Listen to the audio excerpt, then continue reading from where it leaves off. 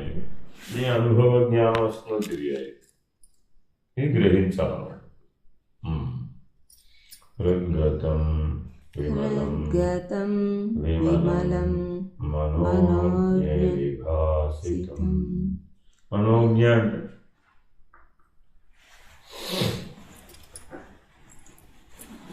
జ్ఞ అంటే తెలియట. ఇప్పటి వరకు ఎలా ఉన్నాడా అంటే మనసుని సాక్షిగా చూసే స్థితిలో లేడుగా. హృదయ స్థానానికి వెళ్ళకముందు హృదయ స్థానంలో ఎప్పుడైతే మేల్కొన్నాడో అప్పుడు మనసు ఎలా కనబడుతుందట? మనోజ్ఞ.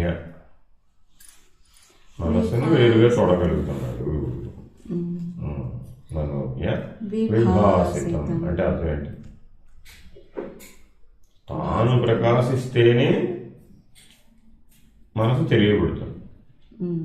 అంతేగా, తాను ప్రకాశించకపోతే మనసు అనేది తెలియబడుతుందా? కాబట్టి ప్రకాశం ఎవరు? నేను. మనసు ఏమిటి? ప్రకాశ్యం. ఇప్పటి వరకు ఎలా ఉన్నాడు?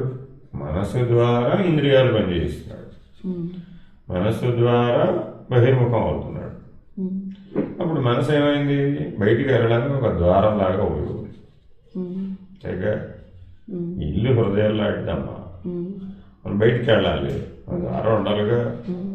అట్లాగే నీవు ప్రత్యేగాత్మ అనే ఇంట్లో ఉన్నావు, హృదయం అనే ఇంట్లో ఉన్నావు. ఏం చేస్తున్నావు? బయటికి పోతున్నావు, లోపలికి వస్తున్నావు. బయటికి పోవాలంటే ద్వారం ఉండాలిగా. మనసు అనే ద్వారం ద్వారా బయటికి వెళ్తాం. మనసు అనేది కేవలం ద్వారం లాంటిది. ఇలా చూడటం రావాలి నీకు. అప్పుడు ఏమైపోయింది? ద్వారం అంటే నీ చేతిలోనే కాబట్టి తెరవాలంటే తెరవచ్చు, ముయ్యాలి ముయ్యచ్చు. కాబట్టి మనసు అనేది కేవలం ఒక ద్వారం లాంటిది. మనసే ద్వారం లాంటిదంటే మరి మనసు చేతిలో పనిచేస్తున్న ఇంద్రియాలు అవి కూడా ద్వారాలే, అవి కూడా కిటికీలు తలుపులే. ఇంటికి కిటికీలు తలుపులు ఉన్నాయా? ఎందుకై? బయట ప్రపంచాన్ని చూడడానికి, తెలుసుకోవడానికి.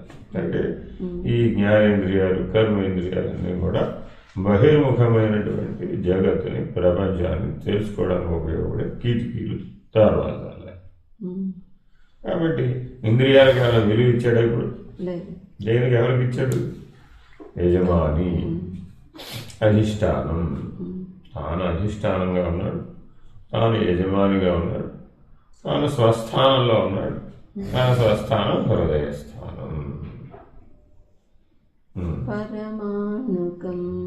ఇప్పుడు అక్కడ ఎలా ఉన్నట్ట? పరమాణు స్వరూపంగా ఉన్నాడు. పరమాణువుని మనం గుర్తించగలుగుతున్నాం. గుర్తించగలిగే శక్తి వస్తుంది. ఎప్పుడైతే ఇలా ఉన్నావో ఈ ఇంద్రియాలన్నీ కేవలం బయటికి వెళ్ళడానికి, లోపలికి రావడానికి, విషయాలు తెలుసుకోవడానికి మాత్రం ఉపయోగపడే కిటికీలు, తలుపులు లాంటివి. నేనే వాటిని ప్రకాశింపచేస్తున్నాను అని గ్రహిస్తావు.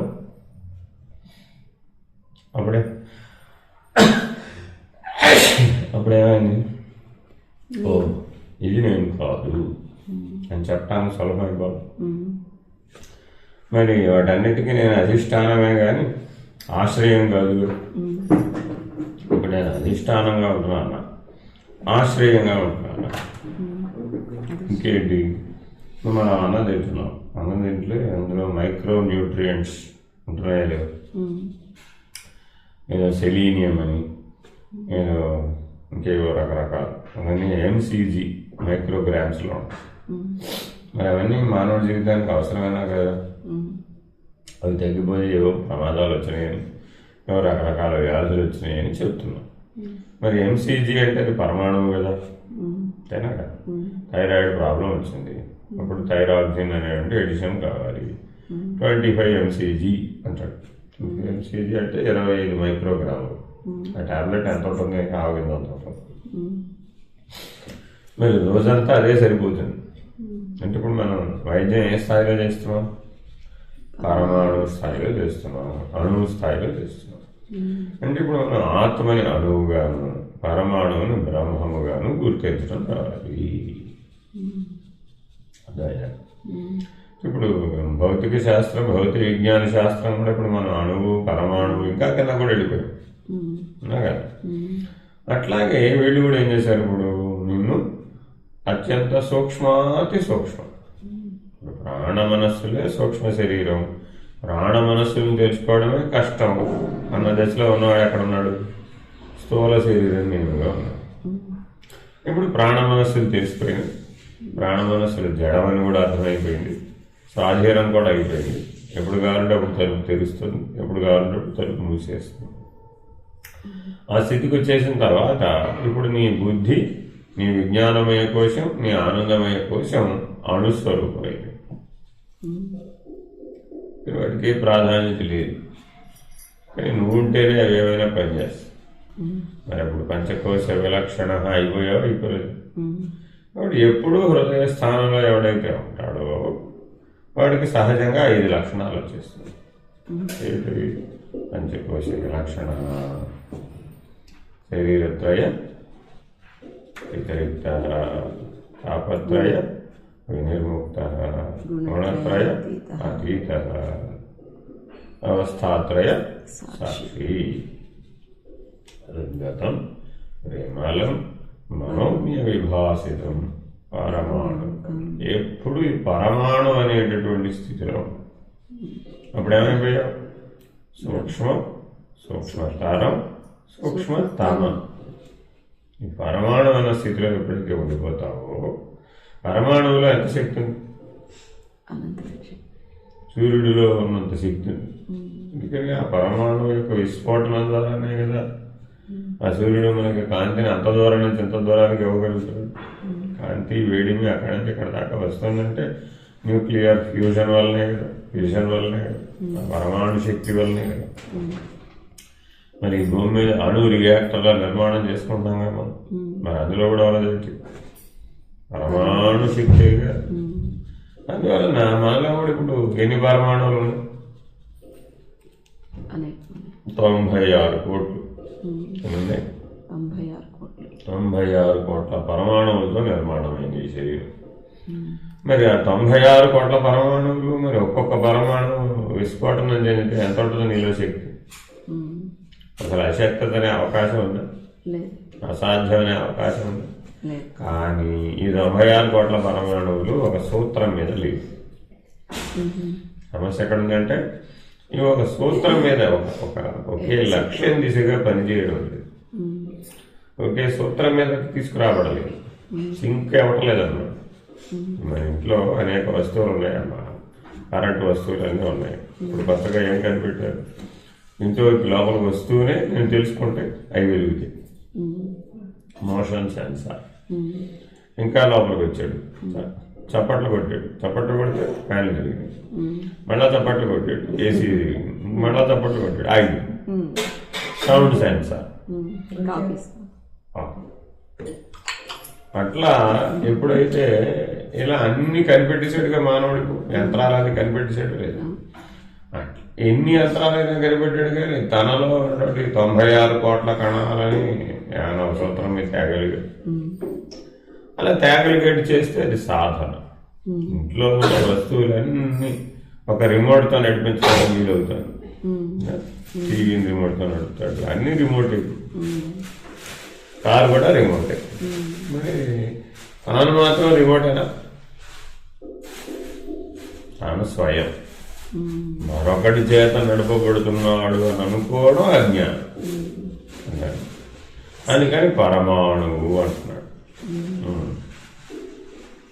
నీల మధ్య సునీల సన్నిభం ఆది బిందు నిజాంశం. నీల మధ్యం తెలియాలి, సునీల సన్నిభం తెలియాలి, ఆది బిందువు తెలియాలి.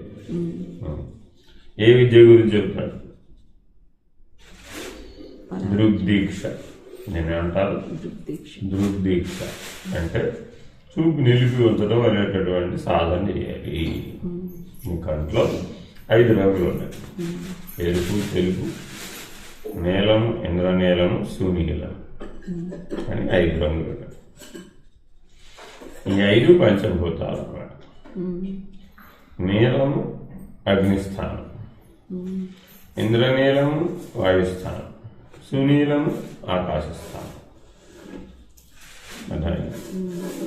కాబట్టి అవేమో పంచభూతాలకు సూక్ష్మం. మనకి స్థూలానికి సూక్ష్మం ఎట్లా చెప్తున్నాం, సమిష్టి బ్రహ్మాండానికి సూక్ష్మం. ఏమిటవి? నీలము, ఇంద్రనీలము, సునీలం, అగ్ని, వాయువు, ఆకాశం. స్థూలం ఏంటి? పృథ్వీ, జలం, అది ఎరుపు, తెలుపు. ఇట్లా ఈ పంచవర్ణాలను ఆధారంగా చేసుకుని ఆ పంచభూతాలను అర్థం చేసుకుని దృష్టి ఎప్పుడు ఎక్కడ నిలబెట్టాలి? ఇప్పుడు నీల మధ్య సునీల సన్నిభమాది బిందు నిజాంశుకం. ఈ 5 రంగుల మీద నిలబెట్టకూడదట. 5 రంగుల మధ్యలో ఒక సూక్ష్మ రంధ్రం ఉంది. ఉంటేనే కదా మనకి దృశ్యాలన్నీ లోపలికి పడుతుంది లెన్స్లో నుంచి. ఆ లెన్స్ ఎక్కడ ఉంది అంటే ఆ కంటి పాప మధ్యలో ఉన్న సూక్ష్మ రంధ్రం. ఎంత ఉందట? 1 మిల్లీమీటర్ ఉందట. వడ్ల గింజ మనంత. నివార శోకం అంటే వడ్ల గింజ మన. ఆ వడ్ల గింజ మన పట్టేటంత సూక్ష్మ రంధ్రం. ఇప్పుడు దృష్టి ఎక్కడ నిలబెట్టాలి అంటే ఆ సూక్ష్మ రంధ్ర స్థానం మీద దృష్టి నిలబెట్టాలి.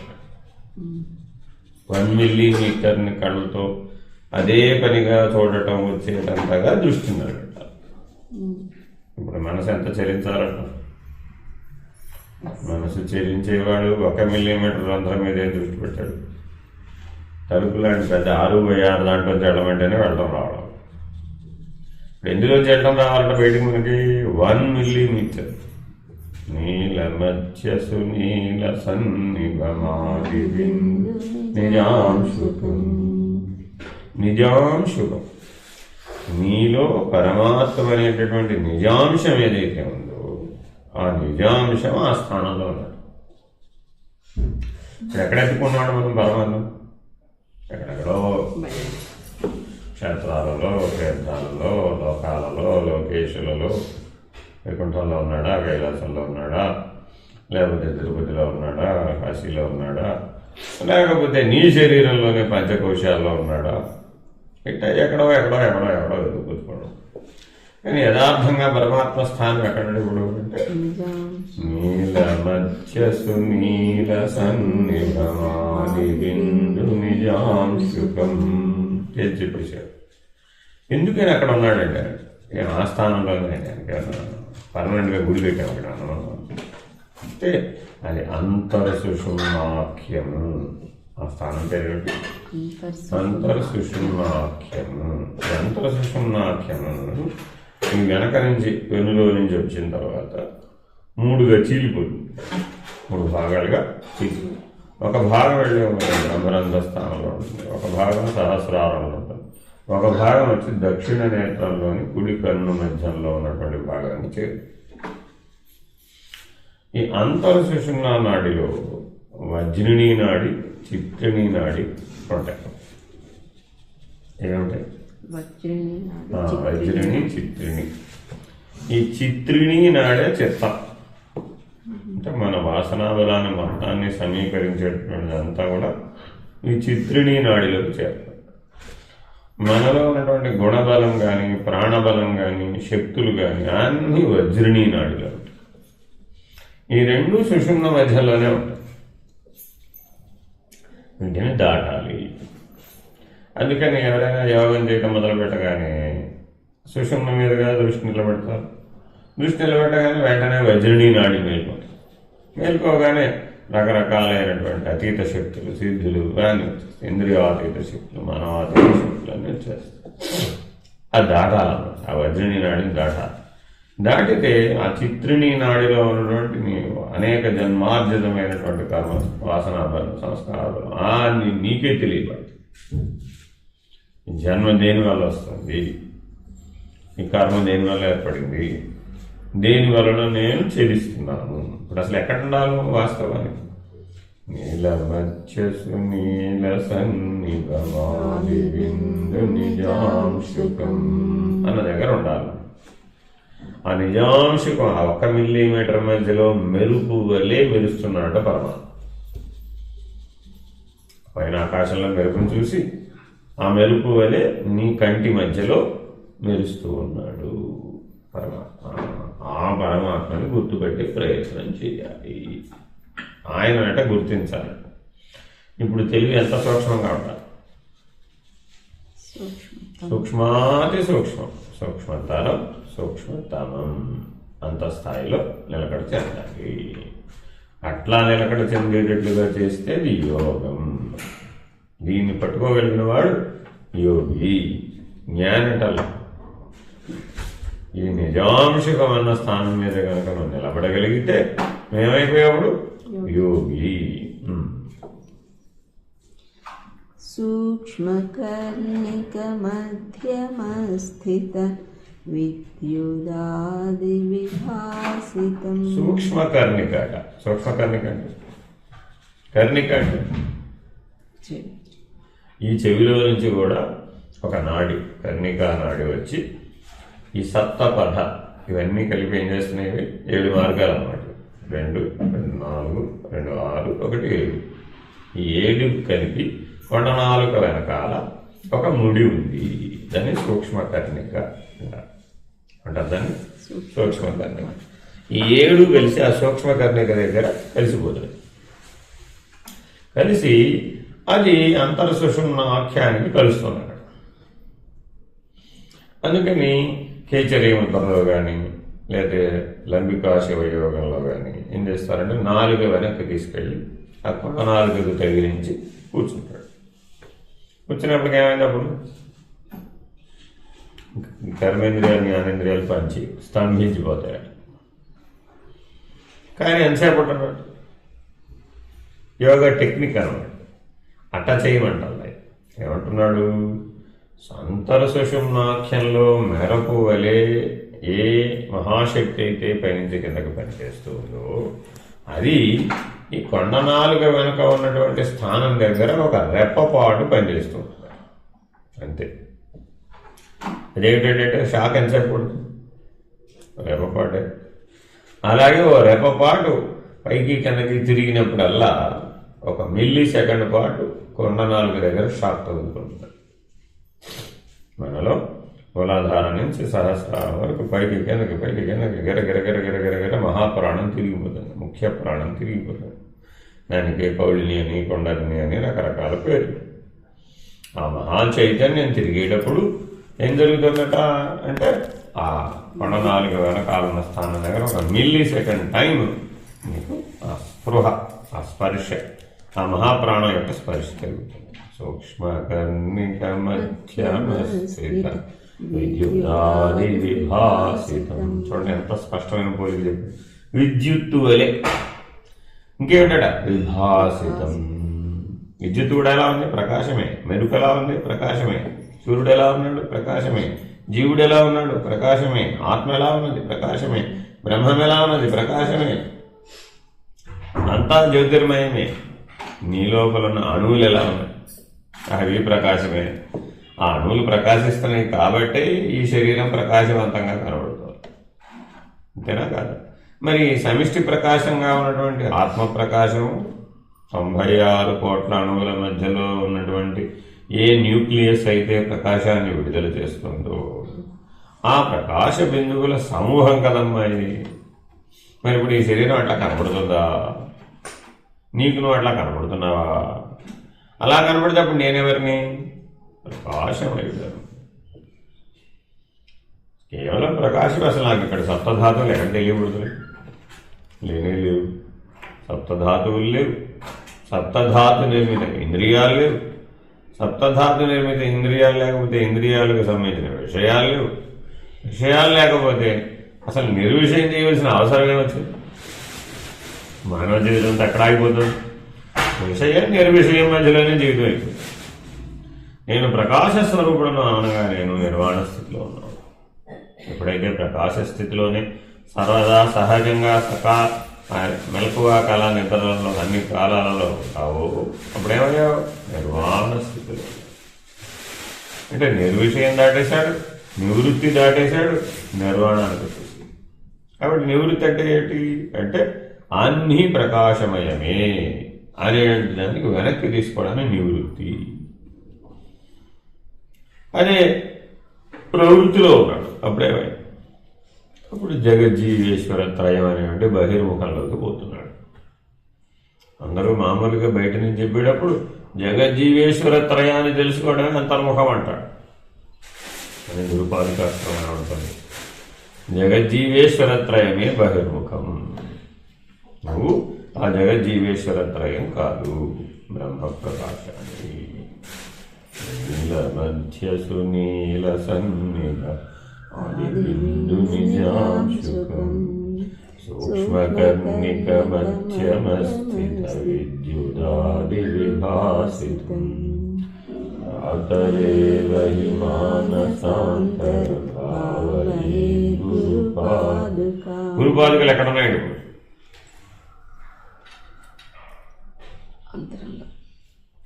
అంతర్సుషుమ్నాఖ్య మధ్యంలో ఉన్నాయి. గురుపాదుకలు ఎక్కడున్నాయని మనం కాళ్ళ మీద పడిపోతున్నాం. అయ్యో, అందుకని పెద్ద సంగారాడు ఏముంది కాళ్ళ మీద ఇక్కడ ఉన్నాయా?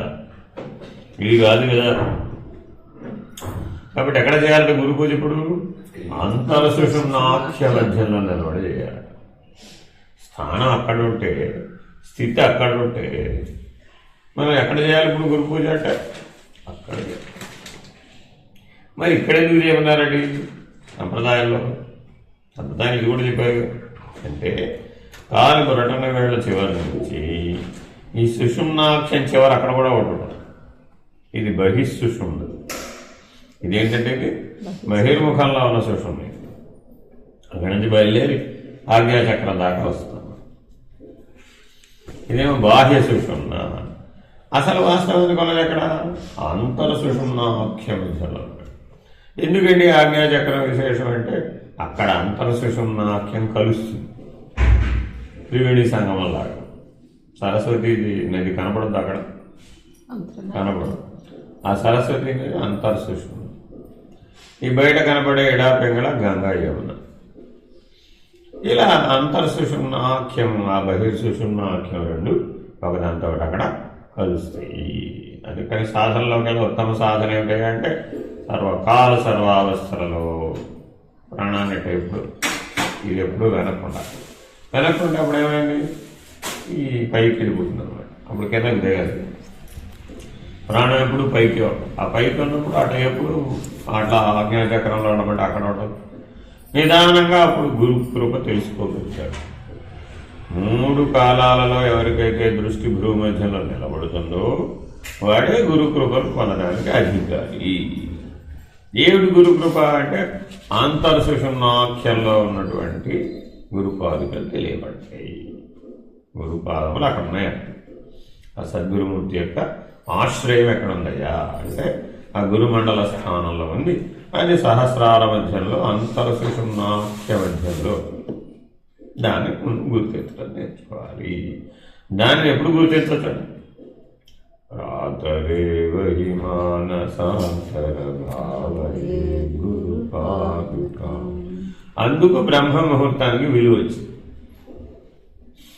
ఆ బ్రహ్మ ముహూర్త కాలంలో ప్రతి మానవుడిలో కూడా ప్రాణం అంతర్సుషుమ్నాఖ్య మధ్యంలో పనిచేస్తాడు. మనప్పుడు మెరుకలు ఉంటారు గట్ట పొడుగులు. మెరుకులు ఏం చేయాలంటే అంటారు ప్రతివాడు. ఏం పని చేయాలి? పెద్ద పని ఉంది నీకు, ఇంతకంటే పెద్ద పని ఏం లేదు. ఏమిటి అంటే అంతర్సుషుమ్నాఖ్య మధ్యంలో పరమాణు స్వరూపమై పరమాత్మ ఎలా ప్రకాశిస్తున్నాడు, ఆ పరమాత్మే సద్గురుమూర్తి ఉన్నాడు. పరమాత్మకి సద్గురుమూర్తికి భేదం లేదు ఆ స్థానంలో. అలా సద్గురుమూర్తిని అశరీర పద్ధతి అంటారు. ఇట్లా గుర్తించి ఉండగలగడాన్ని ఏమంటారు? అశరీర పద్ధతి. ఇప్పుడు ఈ శిష్యుడు కూడా ఎలా ఉన్నాడు? ఇక్కడ ఉంటే అంతర్సుషుమ్నాఖ్య మధ్యస్థానంలో నిలకడ చెందిపోయాడండి. అప్పుడు ఏమయ్యాడు? శిష్యుడు కూడా అశరీర. గురువు గారు ఏ శరీరంలో ఉన్నాడమ్మా? తెల్లగా ఉన్నాడా, నల్లగా ఉన్నాడా, పొట్టిగా ఉన్నాడా, పొడుగ్గా ఉన్నాడు, బట్టతల బొట్టతల, ఏమి సర్వవ్యాపక విశ్వవ్యాపక ప్రకాశం ఆయన. ఇతను 96 కోట్ల కణాలలో సర్వవ్యాపకంగా ప్రకాశిస్తున్న ప్రకాశం. మరి ఇద్దరిలో సామాన్య లక్షణం ప్రకాశం. ఈ ప్రకాశం ఆ ప్రకాశం అభిన్నం, అద్వయం అన్న స్థితిని పొందేశాడు. అట్లా సద్గురువుతో అద్వైత సిద్ధిని పొందాడు. అంతర సుషుమ్నాఖ్య మధ్యంలో, సహస్రాల మధ్యంలో, గురుమండల మధ్యంలో ఆ అద్వైత సిద్ధిని పొందేశాడు. ఉన్నదంతా ప్రకాశమే. విశ్వాన్ని చూసిన ప్రకాశమే, బ్రహ్మాండాన్ని చూసిన ప్రకాశమే, పిండాండాన్ని చూసిన ప్రకాశమే. చిన్న వెలుగు, పెద్ద వెలుగు, పెద్ద వెలుగు. అంతే. కాబట్టి జ్యోతిర్మయం శాశ్వతం, నిర్మలం, విమలం. ఏమిటయ్యా ఇదంతా? ఈ సృష్టి అంతా జ్యోతిర్మయం, శాశ్వతం. ఇప్పుడు వాడికి స్థూల సూక్ష్మ కారణాలు ఏమైనా పనిచేస్తాయి? ఎందుకని ఎప్పుడు మహాకారణ స్థితిలో, నిరంతరాయంగా ఈ మహాకారణ స్థితిలో ఎప్పుడైతే ఉన్నాడో బాహ్య స్పృహంగా వాడు పుట్టాడట, పోయాడట. ఎప్పుడు పుట్టాడు?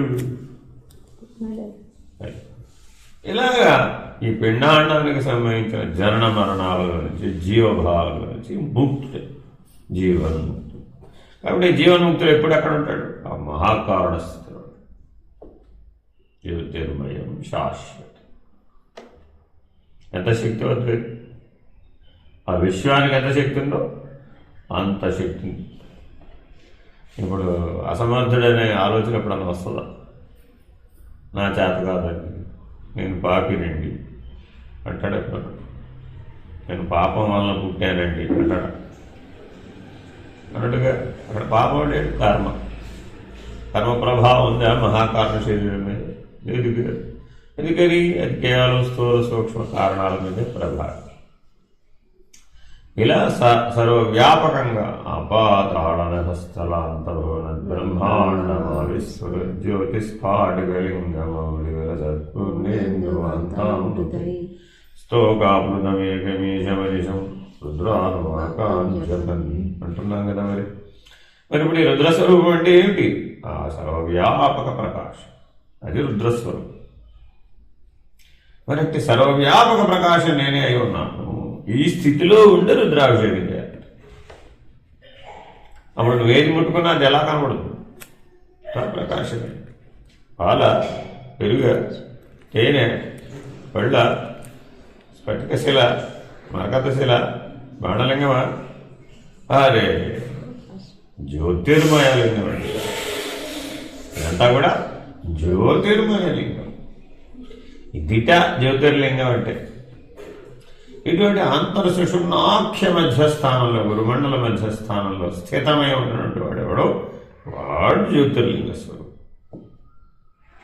స్వయంభూ.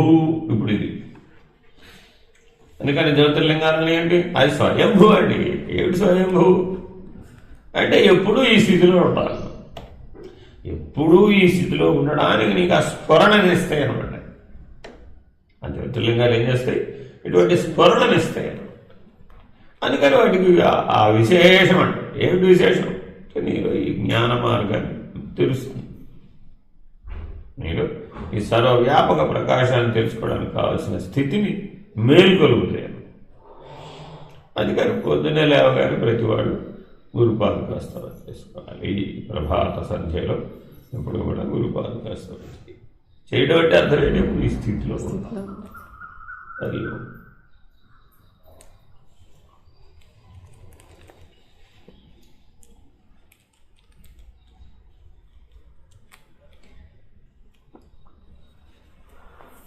పంచ పంచ ఋషికదేహ మనశ్చతుష్ట పరస్పరం. ఏం చేయాలి?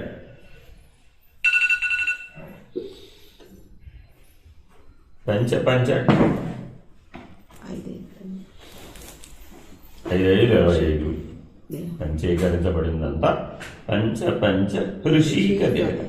పొద్దున కూడా చెప్తాను. ఋషికేశు ఇది ఎటువంటి దేహం అయ్యా అంటే ఋషిక దేహం అంటే ఆ ప్రత్యేగాత్మస్థానం నుంచే మిగిలిన 24 వ్యక్తం అయ్యేగా. మరి ప్రత్యేగాత్మ అవ్యక్తం కదా, ఆ అవ్యక్తంలో నుంచి వ్యక్తం అంతా వచ్చింది. ఇప్పుడు మానవుడిలో హృదయస్థానం వ్యక్తంగా ఉంది, అవ్యక్తం అవ్యక్త స్థితిలో. కాబట్టి వ్యక్తంలో నుంచి నువ్వు ఆ అవ్యక్త స్థితిని సాధన చేసి తెలుసుకోవాలి. తెలుసుకుంటే అప్పుడు అది నేనై ఉన్నాను, తత్వమసి. తత్పదార్థం అంతటా వ్యక్తంగానే ఉంది, కానీ త్వం పదార్థమే వ్యక్తంగా ఉన్నట్టుగా తెలుసుకుంటున్నాడు స్థూల బుద్ధి చేయాలి. కాబట్టి ఎప్పటికప్పుడు త్వం స్థితి నుంచి ఎక్కడ ఉండాలి? తత్స్థితి, అది నేనే ఉన్నాను. కానీ వాస్తవానికి నువ్వు తత్తు కూడా కాదు, అసిపదం. అది కదా తత్వమసి మహావాక్యార్థం. మరి అది నేనే ఉన్నానని అసిపదాన్ని అనాలంటావా, తత్తు తమ్ముల మధ్యలో ఊగిసలాడాలంటావా అని అడుగుతాడు. పంచ హృషీకదేహ మనశ్చతుష్క పరస్పరం. రెండు ఉంటేనే కదా పరస్పరం. ఒకటే ఉందండి, పరస్పరం ఎట్టా వెలుగుతుంది? ఆత్మ మనసు, ఆత్మ మనసు, ఆత్మ మనసు, ఆత్మ మనసు. ఆత్మ మనసును పూరిస్తుంది, మనసు ఆత్మకు అనుభవాన్ని ఇస్తుంది అన్నటువంటి ద్వైధీభావంలో ఉండటం చేత నీకు ఈ జన్మ వచ్చింది. అసలు మనసే లేదు, ఉన్నది ఆత్మే అన్నాడు.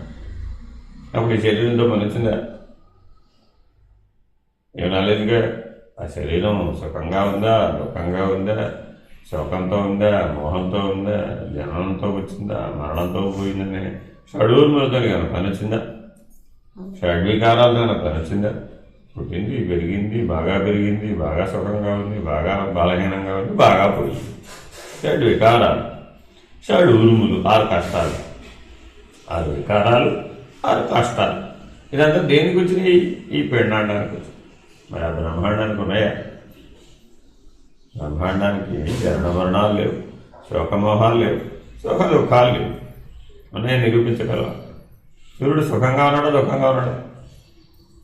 సూర్యుడికి సుఖ దుఃఖాలు ఏమిటండి బాబు? చంద్రుడికి శోకమా, మోహమా?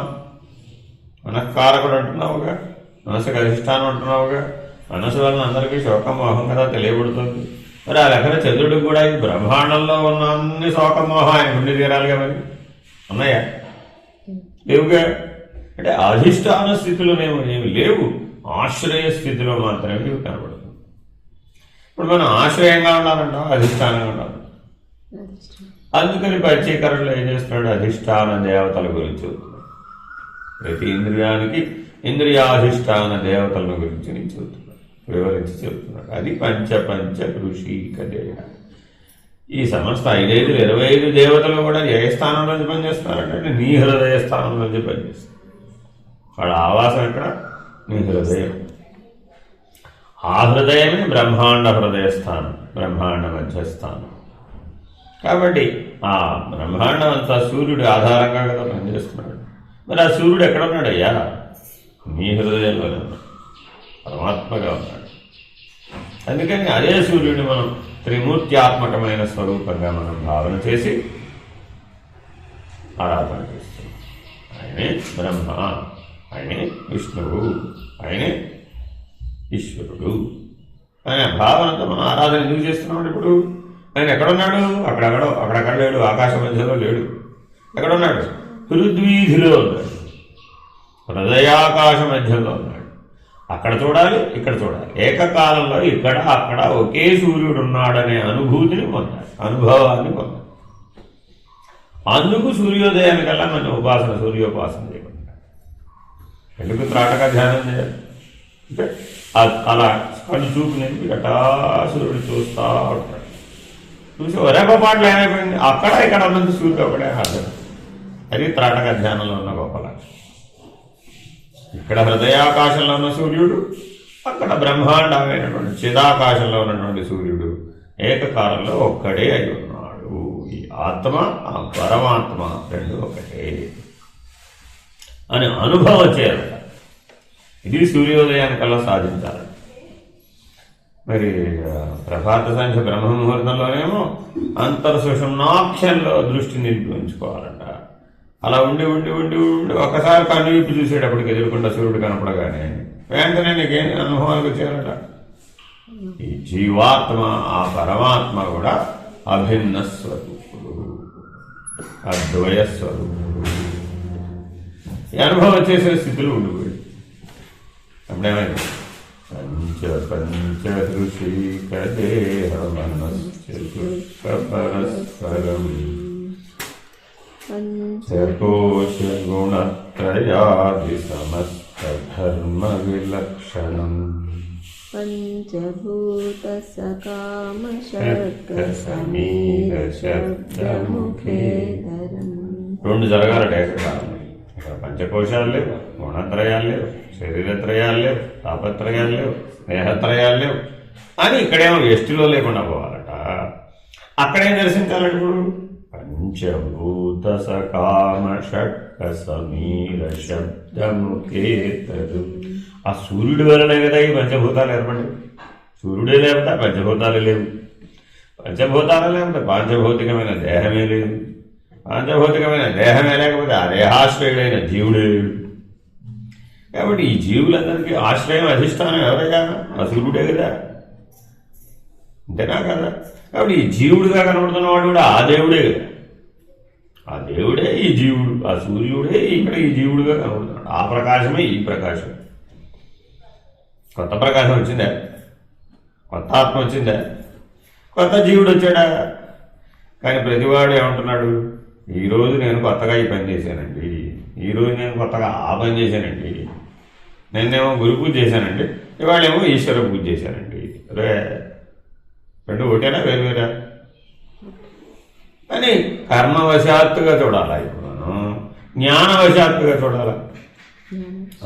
జ్ఞాన దృష్టితో చూసినప్పుడు ఏమైందంటే ఇప్పుడు పంచకోశాలు, గుణత్రయాలు, దేహత్రయాలు, తాపత్రయాలు ఈ రకరకాలైన లక్షణాలు అన్నీ కూడా జీవభావంలోనే ఉన్నాయి తప్ప బ్రహ్మాండంలో నిరూపించుంటాం లేవుగా అక్కడ.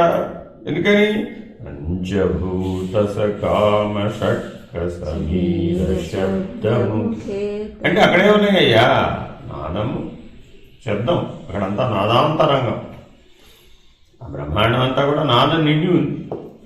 మరి బ్రహ్మాండం అంతా నాదం నిండి ఉంటే నీ శరీరం అంతా నాదం లేదా? నీ బ్రహ్మాండంలో కూడా అంతా నాదమే ఉంది. అంటే నాదానుసంధానం కనుక నీకు చేయడం వస్తే ఈ 96 కోట్ల కణాలని ఒకే సూత్రం మీదకి తీసుకొచ్చేయచ్చు. అట్లా అక్కడున్న సూర్యుడు, ఇక్కడ హృద్వీధిలో ఉన్న సూర్యుడు ఏకకాలంలో ఒక్కడే అన్న స్ఫురణ కలగగానే వెంటనే ఓ పనికి పూనుకోవాలండి. ఏంటంటే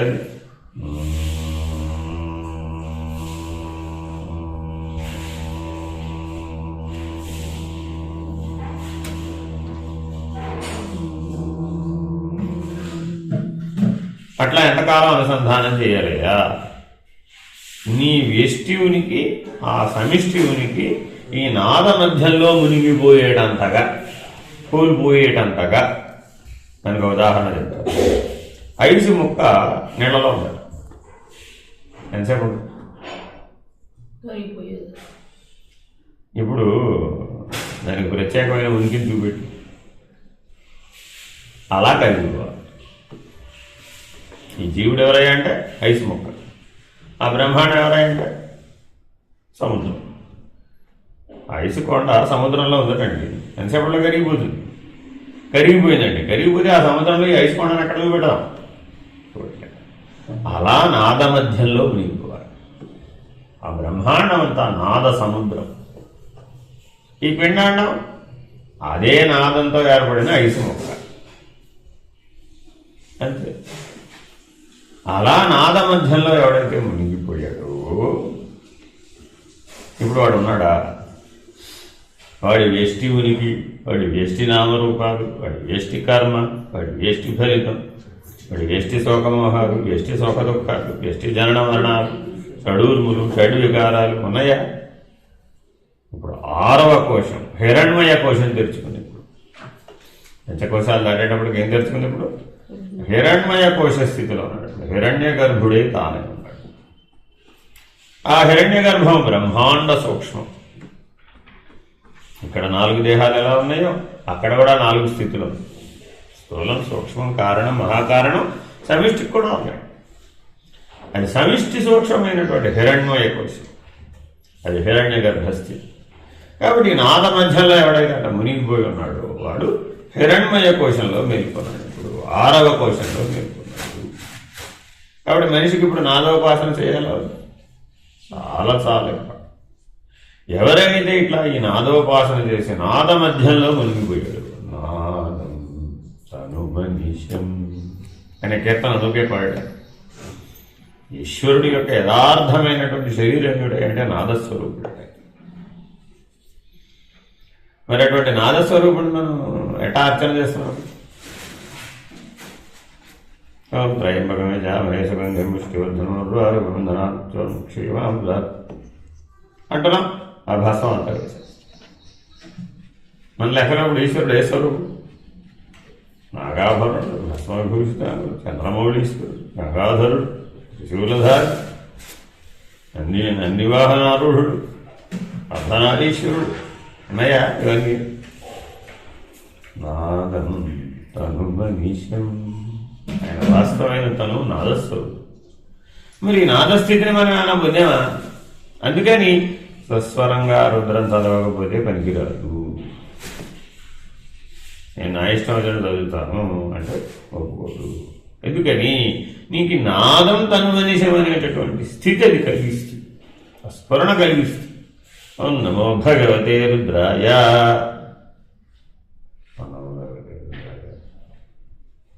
ఏమిటాడా? ఓం నమో భగవతే రుద్రాయ అనగానే ఏమైంది? ఇక్కడ ఆటోమేటిక్గా ఈ బంధం పడిపోతుంది. ఆ మహాప్రాణాలు కలిగినప్పుడు ఏమైంది? మూల బంధం, ఉడ్యాణ బంధం అనేది టకటకా పడిపోతాయి అన్నమాట. ఈ 2 బంధాలు పడితే 3వది జాలంధర బంధం. ఈ 3 ఏకకాలంలో పడిపోవాలంట రుద్రాధ్యాయం చేసేటప్పుడు. అప్పుడు మహాబంధం అవుతుంది. ఆ మహాబంధం పడిపోతే సహజంగా సహస్రార మండలంలో, గురుమండలంలో మేల్కొంది. ఇది రుద్రాధ్యాయం యొక్క ఎఫెక్ట్. రుద్రం పూర్తయ్యే లోపల ఎక్కడ మేల్కోవాలి అంటే ఆ నాదస్వరూపుడైనటువంటి నాద మధ్యంలో, నాదం అనే మహాసముద్రంలో మునిగిపోయినటువంటి వాడవై మేల్కోవాలి. ఎందుకనిట ఆ నాద మధ్యంలో బిందువు ఉంది. ఆ బిందు మధ్యలో పరమాత్మ ఉన్నాడు కళాస్వరూపుడుగా. ఆ కళ మధ్యలో నిష్కళ స్వరూపుడుగా ఉన్నాడు పరమాత్మ. అదిగా బ్రహ్మాండం. నాదము, బిందువు, కళ, ఆ 3టితో ఆ బ్రహ్మాండం పనిచేస్తుంది. సత్వ రజస్తమో గుణాలతో పిండాండం పనిచేస్తుంది. అక్కడ ఎంతసేపు చెప్పినా నాద బిందు కళల గురించే చెప్తాం, ఇక్కడ ఎంతసేపు చెప్పినా సత్వ రజస్తమో గుణాల గురించే చెప్తాం. ఇక్కడ సూత్రం ఇది, అక్కడ సూత్రం ఇది. కాబట్టి ఇక్కడ చెప్పినప్పుడు ఏమో నువ్వు గుణాతీతం అవ్వాలి. ఎంతసేపు గుణాల మీదే పాఠం చెప్తాం. ఎస్టి దాటే వరకు నీకు గుణాల మీదే పాఠం చెప్తుంటారు. అందుకని పెద్ద గురువు గారు పెద్దస్వామి దగ్గరికి వెళ్తే ఏం చెప్తారు? అందరికీ 3 గుణాలు పాఠం. ఎందుకని నువ్వు ఎస్టి నామరూపాలు దాటే వరకు అదే సూత్రం, గుణాతీతం అయ్యే వరకు అదే సూత్రం. అయిపోయాడు, ఎస్టి దాటేశాడు, సమిష్టి స్థితిలో అలా ఓరక ఉండి అట్లా తక్కువని అక్కడికి వెళ్ళిపోయాడు. అప్పుడేమైపోయాడు? అప్పుడేం చెప్తారు? ఇక నాదము, బిందువు, కళ. అప్పుడు లక్ష్యం నీకు నిష్కళ. మరి నిష్కళ తెలియబడితే అప్పుడు పరబ్రహ్మ. కళ వరకే తెలియబడిందండి, అప్పుడు సగుణ బ్రహ్మ. ఆ కళనే సగుణ బ్రహ్మ అంటారు. బిందువు వరకే తెలియబడిందండి, అప్పుడు అమ్మవారు. బిందువు వరకే తెలియబడితే అమ్మవారు. నాదం వరకే తెలియబడిందండి, అప్పుడు స్థూల బ్రహ్మాండం. ఆ స్థూల బ్రహ్మాండంలో సూక్ష్మ బిందువు, ఆ సూక్ష్మ మధ్యంలో కారణం కళ, ప్రకాశం. ఆ కారణానికి మహాకారణం నిష్కళ. అది సమిష్టి 4 శరీరాలు. కాబట్టి కూటస్థుడు ఎలా ఉన్నాడయ్యా? నిష్కళగా ఉన్నాడు. మరి ఇక్కడ ప్రత్యేగాత్మ ఎలా ఉన్నాడయ్యా? గుణాతీతంగా ఉన్నాడు. కాబట్టి ఇక్కడ గుణాతీతం తెలియబడాలి, అక్కడ నిష్కళ తెలియబడాలి. తెలియబడిన తర్వాత ఏమవ్వాలంటే ఈ 2 ఒకటే తెలియబడాలి. ప్రత్యేక పరమాత్మలు అభిన్నులని తెలియబడాలి. చూడండి, మరి ప్రయాణం చాలా ఉందా, తక్కువ ఉందా? చూస్తేనేమో చెప్తే చాలా చాలా విస్తారంగా ఉంది. కానీ జరిగేది ఎంతసేపట్లో జరుగుతున్నాడు రెప్పపాటు రేపు. ఎందుకని నాదం తనుమనిషం నిరంతరాయంగా నాదమే నీ శరీరంగా ఉండు మొట్టమొదటి. ఈ శరీరం నీ శరీరం కాదట. ఇలా ఉన్న ఈ 96 కోట్ల కణాలు సూక్ష్మమైన నాదాన్ని విడుదల చేస్తున్నాయట. ఈ చెవులతో వెళ్ళేదాన్ని. ఎందుకని ఈ చెవులు శబ్దాన్నే గ్రహించగలవు. అందుకే సూక్ష్మ కర్ణిక మధ్యమ స్థిత ఇందాకే చెప్పేశాడు సూత్రం. ఈ శబ్దగ్రాహ్యమైన చెవి దగ్గర ఉన్నవాడు లాభం లేదా. ఇంతకీ ఈయన పాటలు బాగా పాడా పాడలేదా? నాకు బాగా పాడినట్టే కనపడిందండి. శబ్దమా నాదమా? కానీ ఆయన నాదానుసంధానం చేస్తున్నాడు కాబట్టి శబ్దాన్ని సరిగా పలకగలుగుతున్నాడు. మరి ఆయన పాడినట్టు ఆయన ఆపేసి మన పాడమన్నారు అన్నాడు. నేనే వాళ్ళందరూ పారిపోతారు. ఎందుకని మనకు నాదానుసంధానం లేదు, ఆ లయ జ్ఞానం లేదు, ఆ శృతి జ్ఞానం లేదు. కాబట్టి వాళ్ళు చేసేది ఏమిటి అంటే మీరేం చేస్తున్నారని సాధన నాదోపాసన చేస్తున్నారు. సంగీత శాస్త్రం అంతా చేసేవాళ్ళందరూ ఏం చేస్తున్నారు? నాదోపాసన. ఏమిటయ్యా నాదోపాసన అన్నాడు తెలియదు. ఈ జ్ఞానం ఉంటే కానీ అది ఫలించదు. కాబట్టి నాదమే నా శరీరం అనేటటువంటి స్థితిలో ఉండాలి. అలా ఉన్నవాడికి ఏం తెలియబడుతుంది? ఇప్పుడు ఒక బిందు స్థానంలో నుంచి ఈ నాదం వెదజల్లబడుతోంది బ్రహ్మాండమంతా. దానికి ప్రణవనాదం అని పేరు. ప్రణవం శబ్దం కాదు, ప్రణవం నాదం. కానీ మనం ప్రణవాన్ని ఇప్పుడు ఎట్టా ఉపాసిస్తాం? శబ్దస్థితిలో ఉపాసిస్తాం. మరి తప్పలేదు. ప్రణవనాదం అంటే నీ అంతర్సుషుమ్న మధ్యలో కదా జరిగేది. బాహ్యయాపిమలలో జరిగేది కాదు. నీ అంతర్సుషుమ్న మధ్యలో పైకి కిందకి సెరిబ్రోస్పైనల్ స్పాదం పైకి కిందకి తిరుగుతుంది. అది దేని వల్ల తిరుగుతుంది? అది ప్రణవనాదం వల్ల తిరుగుతుంది. కాబట్టి అటువంటి ప్రణవనాదాన్ని నువ్వు జాగ్రత్తగా గ్రహించే ప్రయత్నం చేయాలి. దాన్ని గుర్తించే ప్రయత్నం చేయాలి. అదిట బ్రహ్మ ముహూర్తంలో మానవులందరూ చేయవచ్చు. మరి చిన్న పని అంటారు, పెద్ద పని అంటారు. లేచి ఏం పని చేయాలంటున్నాడు. లేచి ఏం పని చేయడం పెట్టాను ఆయన. అసలు ఈ పని కోసమే మానవోపాధిని ధరించు. కాబట్టి నీ అంతర్సుషుమ్నాక్ష మధ్యంలో ఎట్లయితే ఆ తంబురాశృతి ఎట్లా ఉందో ఆ శృతి మీద ఆ సుషుమ్నాఖ్యంలో నాదం పలుకుతుంది. ఆయన పాడే పాటలు ప్రధానం అంటావు, పక్కన పెట్టిన శృతి బాక్స్ ప్రధానం అంటావు. ఎందుకని అంటే అది పెట్టకపోతే ఈయన పాడటం, అది పెట్టిన తర్వాత ఈయన పాటలు పాడతాడు. అంతేనా? కాబట్టి ఈయన ఎన్ని కీర్తనలు పాడాడు? రాముడి గురించి పాడా, కృష్ణ గురించి పాడా, శివుడి గురించి పాడా అని ఆలోచిస్తాను తప్ప మరి దానికి ఆధారమైన నాదం ఏమిటని మనం గ్రహించాలి. ఇంకేం చేయాలంటే అటువంటి నాద స్వరూపం మనలో అంతర్సుషుమ్నాఖ్యంలో పనిచేస్తుంది. మనకు నిరంతరాయంగా ఆ ప్రణవనాదం కదా ఇందులో మోగుతుంది. అనియంత్రితంగా మోగుతుంది. నియంత్రితంగా మోగుతుంది. అనంతట తానుగా స్వయంగా మోగుతుంది. మేమన్నా పరిగెట్టిస్తున్నాం దాన్ని. కొన్ని దాన్ని ఆపగల ఆపచ్చు అంటున్నాడు. అది అనియంత్రితం కాదయా, నియంత్రితం. ఎప్పుడు నియంత్రితం అంటే అంతర్సుషుమ్నాఖ్యం యొక్క 3వ స్థానం బ్రహ్మరంధ్ర మధ్యస్థానం. ఆజ్ఞాచక్రం నుంచి ద్వాదశాంతమైనటువంటి ఆ బ్రహ్మరంధ్ర స్థానానికి చేరిన వాడు ఎవడైతే ఉన్నాడు అంటే గురుమండలంలో స్వాధీనత వచ్చి సహస్రాల మధ్యంలో బిందు స్థానాన్ని తెలుసుకున్నటువంటి వాడు ఎవరైతే ఉన్నాడో ఆ బిందు మధ్యమైనటువంటి కళ యొక్క ప్రకాశం బ్రహ్మరంధ్రంలో తెలియదు. ఆజ్ఞాచక్రంలో ఉన్నప్పుడేమో నాదం తెలియబడింది, సహస్రాల మధ్యంలోనేమో బిందువు తెలియబడింది, బ్రహ్మరంధ్ర మధ్యస్థానంలోనేమో కళ తెలియబడింది. తెలియబడిన తర్వాత ఇప్పుడు ఎక్కడ ఉండాలంటే అంటే బ్రహ్మరంధ్ర మధ్యస్థానంలో కళ మధ్యలో ఉండాలి. బిందువు తెలియబడినప్పుడు నీ శరీరం ప్రకాశం. నాదం వరకే తెలియబడితే నాదమే నీ శరీరం. బిందువు తెలియబడితే ప్రకాశమే నీ శరీరం. ఆ కళ మధ్య స్థానంలో విడిపోతుంది. ఆ కళ మధ్య స్థానంలో ఉన్నవాడట పరమాత్మ. ఆ బ్రహ్మరంధ్ర మధ్య స్థానంలో ఉన్నాడట పరమాత్మ.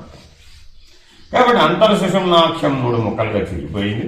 ఆ 3 ముక్కలుగా చీలిపోయినటువంటిది ఒకటేమో బ్రహ్మరంధ్ర మధ్యస్థానంలో ఉంది, రెండవదేమో సహస్రాల మధ్యస్థానంలో ఉంది, మూడవదేమో దక్షిణ నేత్ర మధ్యస్థానంలో ఉంది, మరొక చీలిక వెళ్ళి ఆజ్ఞాచక్రంలో కలిసి.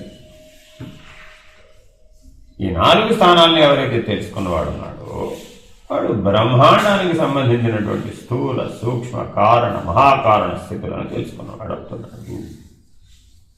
తద్వారా బ్రహ్మాండానికి మహాకారణమైనటువంటి కూటస్థుడనే నేను. ఆ కూటస్థుడే నేనన్నప్పుడు అప్పుడు పంచశక్తులు, పంచబ్రహ్మలు, పంచతన్మాత్రలు, పంచబీజాలు, మరి అవన్నీ కూడా అది కూడా పంచీకరణే కదా. అందుకని ఇప్పుడు మహావాక్యాలు చెప్పేప్పటికి బ్రహ్మాండ పంచీకరణ అంతా చెప్పేసి అది ఇది ఒకటేరా నాయన. 5 25 పంచకోశాలు, గుణత్రయాలు, శరీరత్రయాలు, దేహత్రయాలు, తాపత్రయాలు వీటితో ముడిపడింది. అక్కడ అదేమో నాదము, బిందువు, కళ, నిష్కళ. ఇంకా కిందకు వచ్చావు, ఇంకా కిందకు వస్తే ఆ పంచభూతాలు ఉన్నాయి. అక్కడ స్థలం ఏమిటంటే పంచభూతాలు, పంచతన్మాత్రలు. ఈ పంచభూతాలే అక్కడ కూడా పంచభూతాలు. ఇక్కడేమో పంచభౌతిక దేహానికి అన్వయం చేసేసాము, అక్కడేమో స్థూల పంచభూతాలకు అన్వయం చేసాం. ఇక్కడేం చేసాము, ప్రాణ మనస్సుల్ని సూక్ష్మం అన్నాం, అక్కడ నాదాన్ని సూక్ష్మం అన్నాం. ఇక్కడ కారణం దగ్గరకు వచ్చేప్పటికి ఇక్కడ కూడా బిందు స్వరూపమే. ఆత్మప్రకాశం బిందు స్వరూపం కాదు. కారణస్థితిలో మనం అజ్ఞానంలో ఎందుకు పడిపోతున్నాం అంటే ఆ బిందు స్థితిని కోల్పోయి, ఆ తెలివిని కోల్పోయి.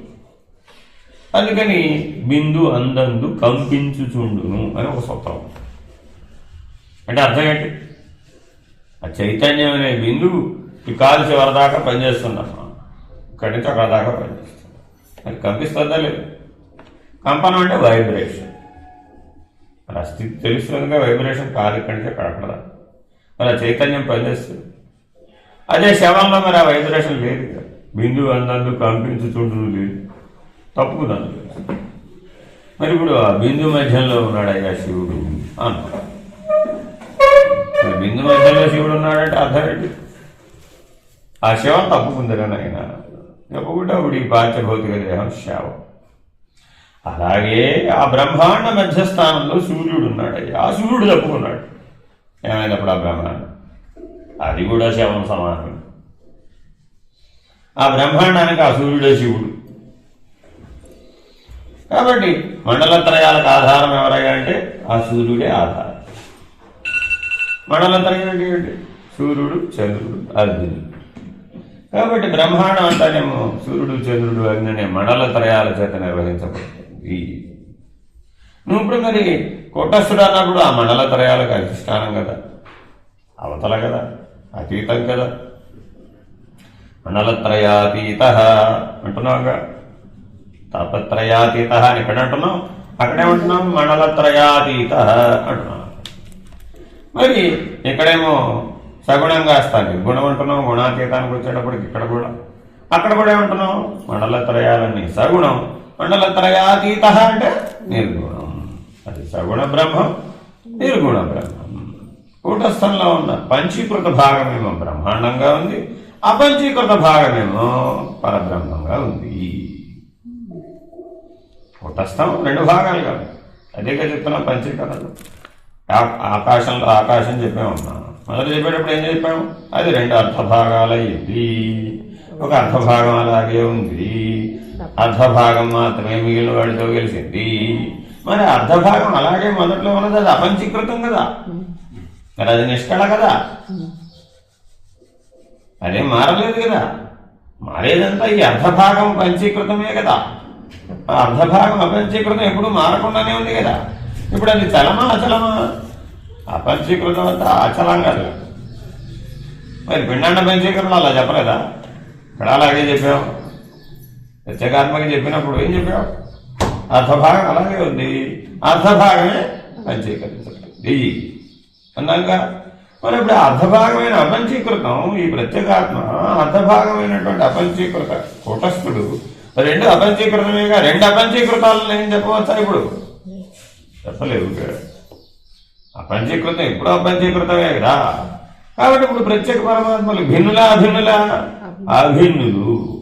అపంచీకృత స్థానంలో అభిన్నులు, నిష్కళగా అభిన్నులు.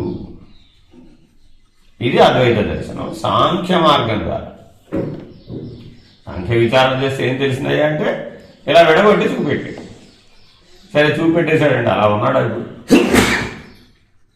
అలా ఉంటే ఏమైపోయాడు? బ్రహ్మరంధ్ర మధ్య స్థానంలో ఉన్నటువంటి నిష్కళా స్వరూపుడుగా ఉన్నాడు. నాదబిందు కళలు తెలిసి దాటిన వాడై ఉండాలి సాధనలో. సానుభవం కదా. సాంఖ్య విచారణేమో సిద్ధాంత రీత్యా నీకు విచారణ చేసి చూపిస్తుంది. అదే ఎవడైతే ఈ నాదబిందు కళలను స్వాధీనం చేసుకుని నాదబిందు కళాతీతుడై ఉన్నాడు, నిష్కళగా ఉన్నాడు, వాడికి ఎలా ఉన్నాడు? స్వానుభవంగా ఉన్నాడు. ఇంకేం చేశాం ఇప్పుడు? బ్రాహ్మణవర వ్యక్త అవ్యక్తాన్ మహత్ అన్న తర్వాత నుంచి కూటస్థుడు లెక్క చెప్పాం. పంచీకరణ చెప్పినప్పుడు ఏం చేశాం? దానిపైన 1, 2, 3 వేసాం. ఆ 1, 2, 3 ఏంటంటే కింద స్టార్ మార్క్ పెట్టుకోండి పటంలో. బ్రహ్మణవర వ్యక్త అవ్యక్తాన్ మహత్ అంటే మహదహంకారమైనటువంటి కూటస్థుల దగ్గర నుంచి పంచీకరణ చెప్పాం. అలాగే అహంకారమైనటువంటి ప్రత్యేగాత్మ స్థితి నుంచి లెక్క చెప్పాం. కాబట్టి నేను ప్రత్యేగాత్మని అంటే నువ్వు అహంకారాన్ని మాత్రమే తెలుసుకున్నావు. ఆకార భ్రాంతిని విడిచిపెట్టావు, అహం అనే దగ్గరకు వచ్చావు. ప్రత్యేగాత్మ స్థితిలో వస్తే ఏమయ్యావు? ఆకార భ్రాంతి పోయింది, అహం అనేది మిగిలిపోయింది. ఈ మిగిలిపోయిన అహం ఆ బ్రహ్మాండంలో ఉన్న అహం రెండు ఒకటేగా. ఆ పంచీకృతమేగా మహదహంకారం, అది ఉండబట్టేగా పంచీకృతం అయ్యింది. కాబట్టి ఇప్పుడు నువ్వు మహదహంకారమైనటువంటి అపంచీకృతమైనటువంటి కూటస్థాన్ని పోగొట్టుకోవాలంటావా? నేను సుబ్బలక్ష్మి వెంకటలక్ష్మి అనేటటువంటి అహంకార స్వరూపాన్ని పోగొట్టుకోవాలంటావా అని అచల సిద్ధాంతం మొదలుపెట్టింది. ఇప్పుడు ఎక్కడ మొదలుపెట్టిందయ్యా అంటే కూటస్థుడిలో ఉన్నటువంటి అపంచీకృత భాగం నుంచి ప్రారంభించి దానికి అవతల ఉన్నటువంటి బ్రహ్మణోర అవ్యక్త అవ్యక్తాన్ మహత్ అని ఆ మూడింటిని పరం అనే దృష్టితో చూడమని చెప్పి దాని అవతల పరబ్రహ్మం అనేటటువంటి ప్రతిపాదనతో ప్రారంభించింది. ఏమంటే బ్రహ్మానికి అవతల పైన బ్రహ్మం అంటున్నాంగా, బ్రహ్మణోర అవ్యక్త అవ్యక్తాన్ మహత్ తర్వాత కదా మీరు ఇప్పుడు మహదహంకారం అంటున్నారు. ఇప్పుడు మహదహంకారం దగ్గర నేను ప్రారంభించాను అంటే నిష్కళ స్థితిలో పరిణామం ప్రారంభించాను. నాదబిందు కళలు తెలుసుకున్నాను, ఇవి కూడా లేనివే అని నిరూపితం అయిపోయింది. అందుకనే ఉన్నాడు పంచ పంచ హృషీక దేహ మనశ్చతుష్క పరస్పరం. ఈ నాదము బిందువు కళ పరస్పరంగా పనిచేస్తూనే బ్రహ్మాండం అంతటా కూడా. కిందకి లెక్క చెప్పకూడదట, పైకి చెప్పాలి. అది హృషీక దేహం, ఆ బ్రహ్మాండం హృషీక దేహం. అక్కడ ఉండాలంటే ఇప్పుడు కూడా మనం తెలివి అక్కడ పనిచేస్తూ ఉంటారట. నాదబిందు కళల మధ్యలో పరస్పరమైన సంబంధ బాంధవ్యాలు ఎలా ఏర్పడుతున్నాయి తెలుసుకుని దాన్ని దాటే ప్రయత్నం చెయ్యి.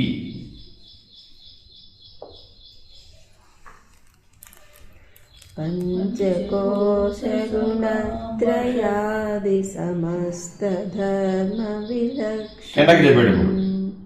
ఇవి లేవని తెలిసిపోయింది. అక్కడ చూస్తే ఇక్కడ లేవని తెలిసిపోవాలి. ఆ దృష్టితో చూసాం. అప్పుడు ఏమైంది? ఇది లేదు.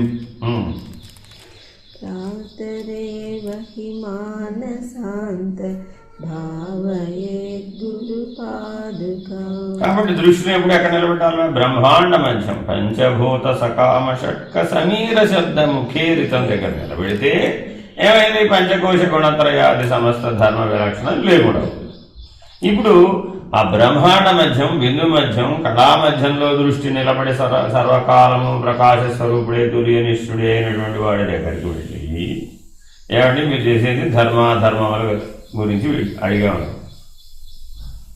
అప్పుడు ఏమయ్యాడు? ఆయన ఏం చెప్పాడు?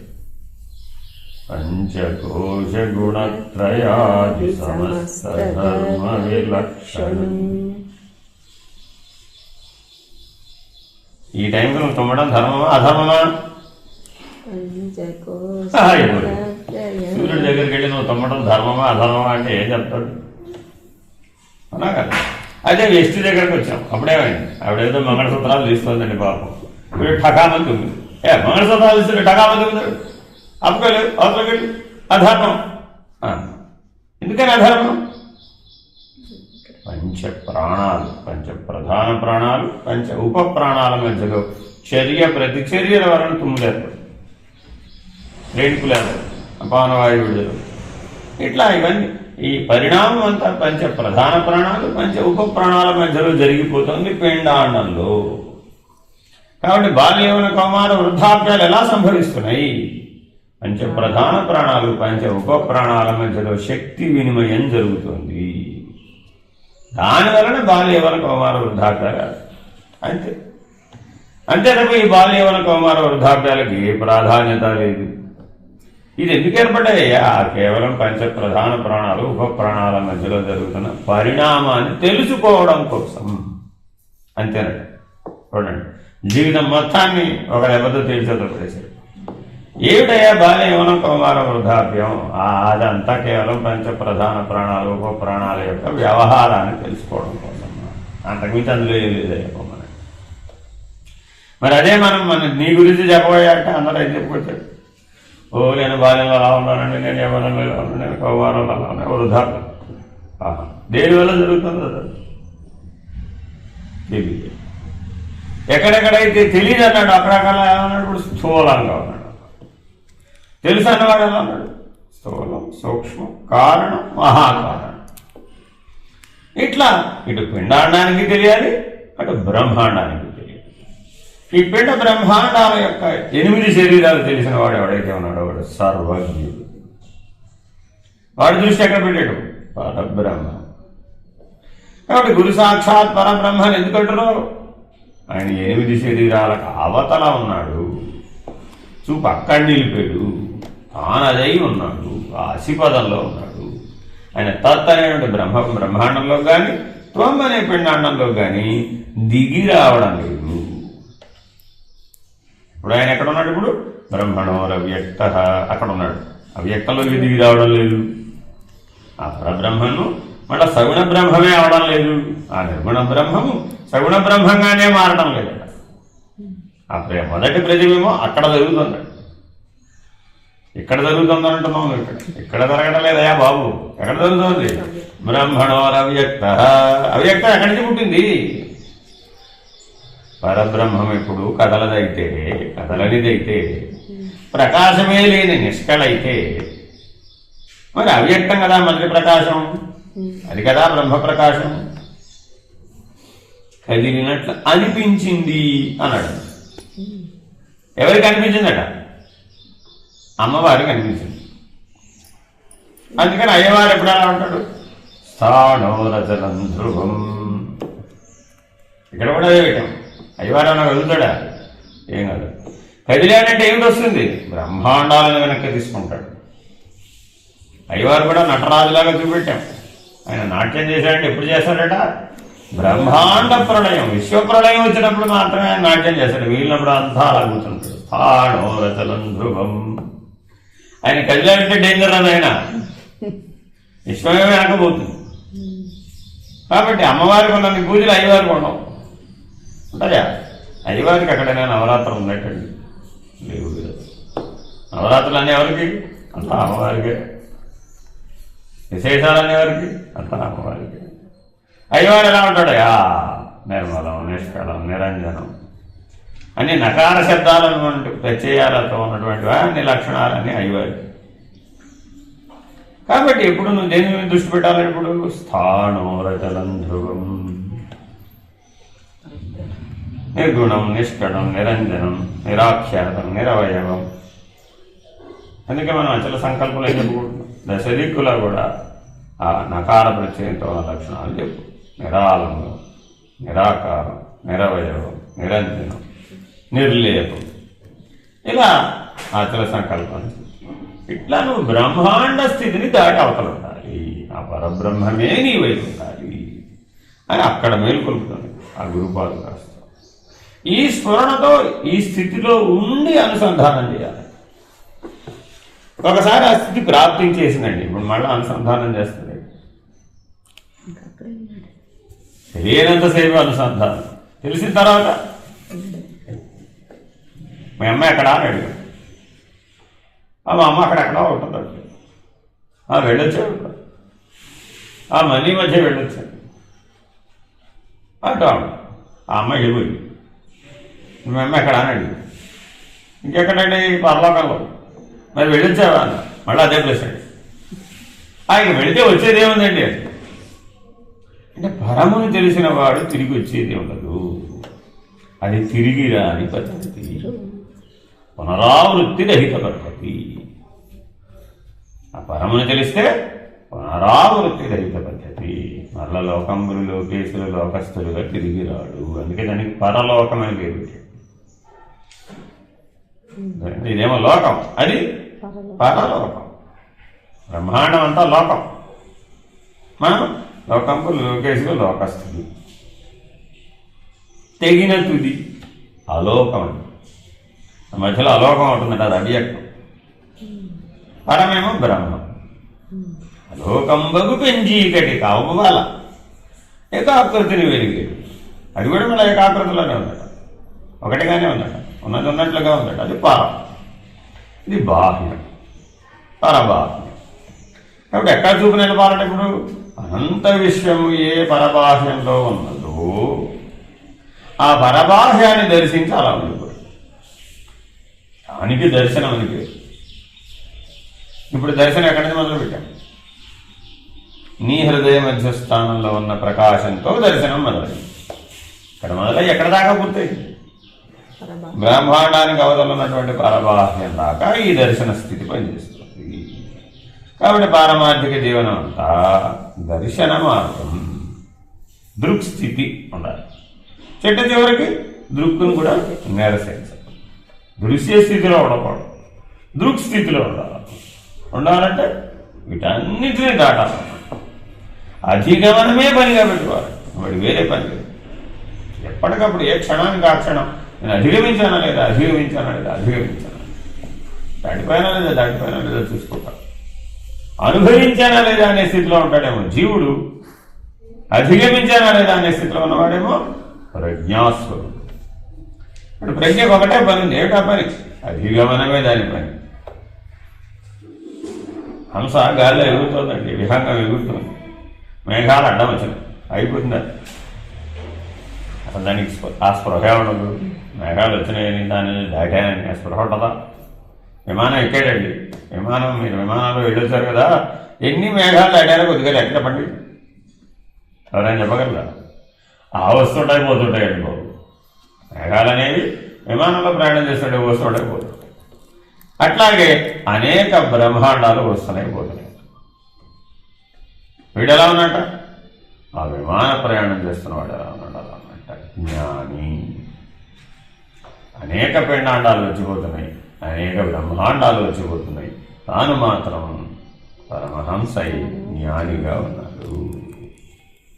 కాబట్టి మానవుడు మొట్టమొదటి ఏం సాధించాలంటే ఇప్పుడు ఆ హంస స్థితి నుంచి పరమహంస స్థితికి మనం జీవన్ముక్తానుభవాన్ని, ఆ బ్రహ్మానుభవాన్ని, ఆ పరబ్రహ్మం అనే నిర్ణయాన్ని సముపార్జించాలి స్వానుభవంగా. సిద్ధాంత పద్ధతిగా చెప్తే సాంఖ్యం, అనుభవం సంపాదిస్తే తారకం, సహజమైపోతే ఆమనస్కం. సాంఖ్యం, తారకం, ఆమనస్కం ఈ మూడు ఒకే మార్గంలో అందిస్తే, ఒకే పద్ధతిగా అందిస్తే, ఒక సంప్రదాయంగా అందిస్తే రాజయోగం. మరి ఇప్పుడు ఏం వదిలేసాడు? తను తానే వదిలేసాడు, తను తానే తెలుసుకున్నాడు, తను తానే పోగొట్టుకుంటున్నాడు. కాబట్టి రాజయోగం అంటే ఒక మాటలో చెప్పబోయే అంటే తనను తాను తెలుసుకొనుట, తనను తాను పోగొట్టుకొనుట, అదే రాజయోగం. ఇప్పుడు మరి వాడికి లెక్క ఎక్కడ చెప్పాలి? లెక్క చెప్పడానికి వాడు ఉంటే కదా. 5 5 25 పిండాండంలో లెక్క చెప్పాలా? 5 5 25 బ్రహ్మాండంలో లెక్క చెప్పాలా? ఇప్పుడు వాడు ఉంటే కదయ్యా బాబు. పరబ్రహ్మన్న నిర్ణయంలో వాడే లేడు, ఈ కింద లెక్క చెప్పిన వాడు లేడు, ఆ పై లెక్క చెప్పిన వాడు లేడు. ప్రత్యేగాత్మ లేడు, కూటస్థుడు లేదు. ఇక్కడ లెక్క చెప్పేవాడు ప్రత్యేగాత్మ, అక్కడ లెక్క చెప్పేవాడు కూటస్థుడు. ఆ ఇరువురు అభిన్నమై, అవ్యయమై, పరమై లేకూడదు. కాబట్టి మొదట ఏమవ్వాలి? అభిన్నం అవ్వాలి. ఆ తర్వాత ఏమవ్వాలి? అవ్యయం అవ్వాలి. ఆ తర్వాత ఏమవ్వాలి? అజం, పరమైపోతాడు. అజం అనగానే పరమైపోతాడు. పరమైనప్పటికీ ఏమని పిండాండం లేదు, బ్రహ్మాండం లేదు. కాబట్టి దానికి ఏమని చెప్పి పేరు పెట్టాం? మోక్షం. అది కూడా వదిలేయాలయ్యా అన్నాడు మోక్ష సన్యాసం. ఇంకా ఎంతసేపు కిందకు వచ్చి లెక్క చెప్తావు ఎవరు? ఇప్పుడు పరమై సహజమై ఉన్నటువంటి వాడిని ఇప్పుడు నువ్వు పిండాండవా బ్రహ్మాండవా అది లేదు వెళ్ళిపోవాలి. అందుకని ఆ లెక్క చెప్పేవాడే లేడు. పరాత్పరం ఈశ్వరీయ మౌనం. పరాత్పరం అనేప్పటికేమైపోయాడు? ఈశ్వరీయ మౌనం. ఇప్పుడు లెక్క లేడని ఎవరికి చెప్పాలి? అడిగేవాడు అడుగుతుంటాడండి, లేడని ఎవరికి చెప్పాలి? లేనివాడుగా ఉండాలా?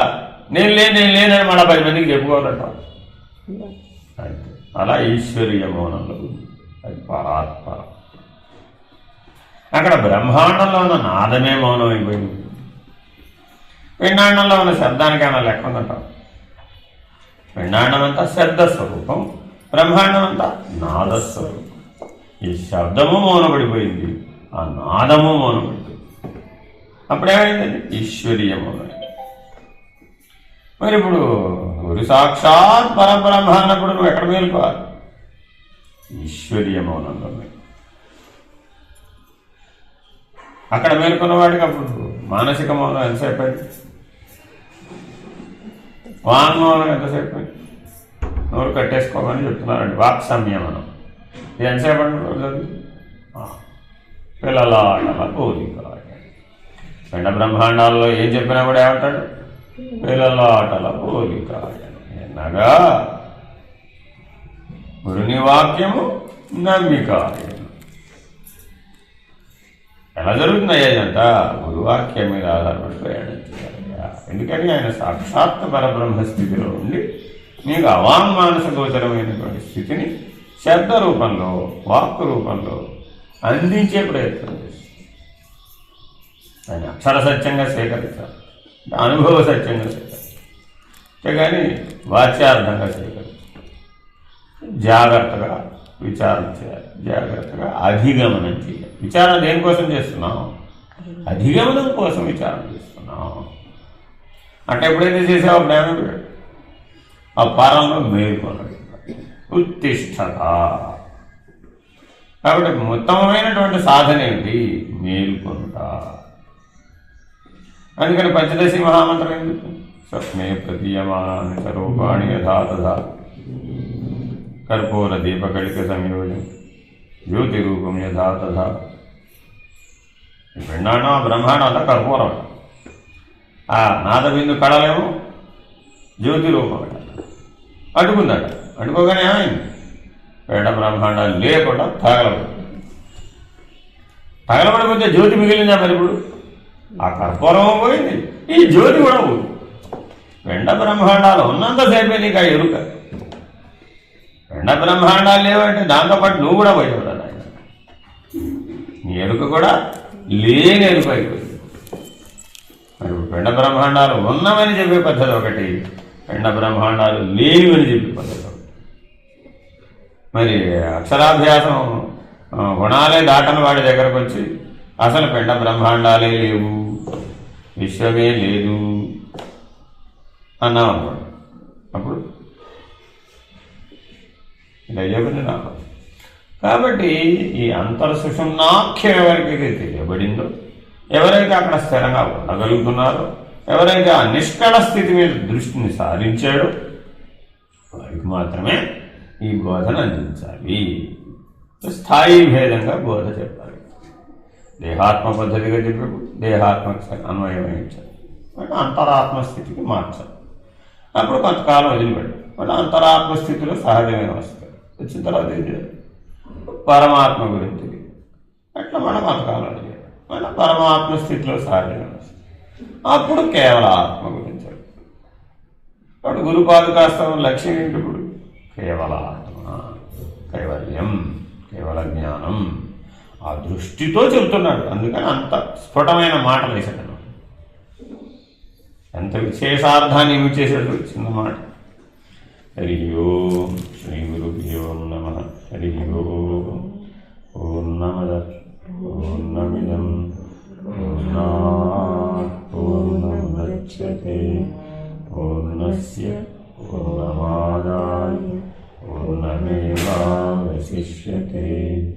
ॐ तत्सत्। ॐ सहना भवतु सहनौ भुनक्तु सह वीर्यं करवावहै तेजस्विनावधीतमस्तु मा विद्विषावहै। ॐ शान्ति शान्ति शान्तिः। हरिः ओम्। श्रीगुरुभ्यो नमः। हरिः ओम्। नारायण नारायण। ओह आता रेडी చేసేసారు। हरि ओम।